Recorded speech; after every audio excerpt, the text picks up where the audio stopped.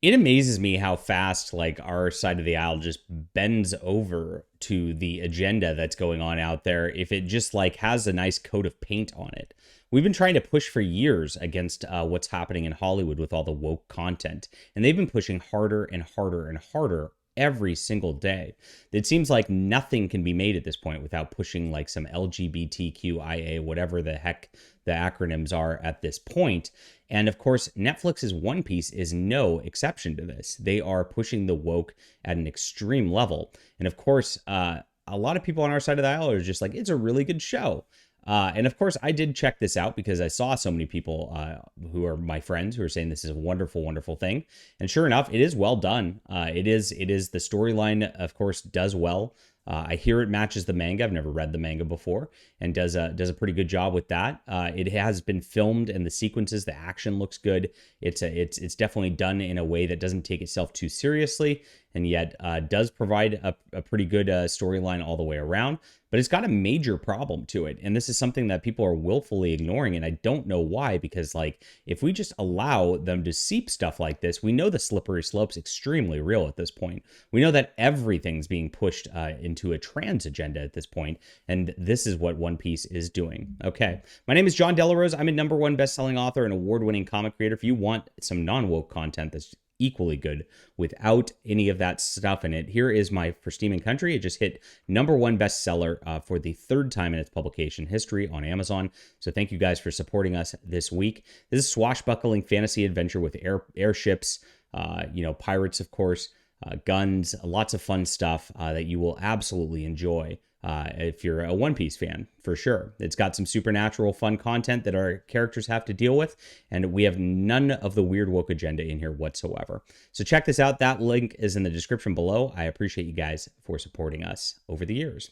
So here's what we got. This comes from Them Magazine, or Them website. Yes, Them. They, them. Netflix's live-action adaptation of One Piece has a trans actor in a major role. And it is a major role. They go on to brag about how the trans agenda is going to be pushed everywhere, and how people are totally accepting of this. And it seems like it is, because I don't see any commentary on that by people on our side of the aisle who are usually pushing against the woke agenda here. Kobe's abrupt upgrade to center stage has proven a hit with LGBTQ plus fans, especially because, as one TikTok user so beautifully put it, he seems to have completely misplaced his gender. Ah, so stunning and brave. Kidding aside, Oda's One Piece has had a fraught relationship with trans identity and queerness for a long time. It's always been queer. And that's exactly what they try to do with every single property they hit. Now, this character acts like a effeminate male who's joining Marines.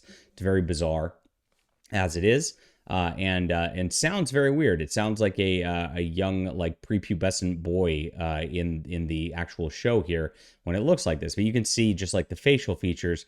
This was a woman, and you know what? She was a beautiful one too. Is the actual sad part about this. I'm gonna just show you what she looked like from Terra Nova.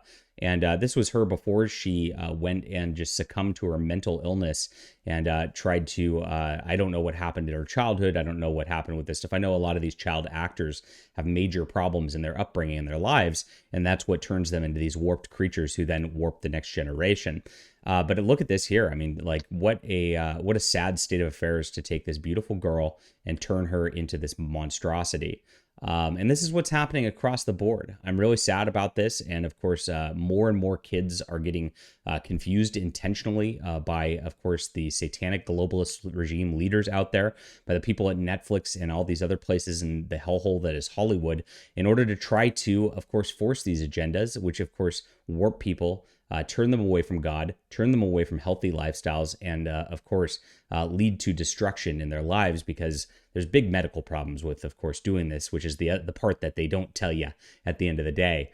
When these people go through these transitions and pump themselves with hormones for years. Very terrible what ends up happening to them later on in life. So that's what's happening with One Piece, guys. Nobody is talking about this, and so I'm probably going to get some flack for it just because, oh, it's a good show. Okay, well, great. It's a good show. I acknowledge the writing and all that's well done, but that's not what we're here to do. We're here to change the culture. We're here to push back against this satanic agenda And that's what's going to propel us forward into the future. I'm glad you're with us if you are with us.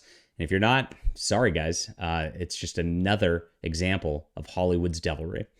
Leave a comment down below with what you think about this. Hit the like and subscribe button. And make sure to check out For Steam and Country on Amazon. I appreciate you guys for being there.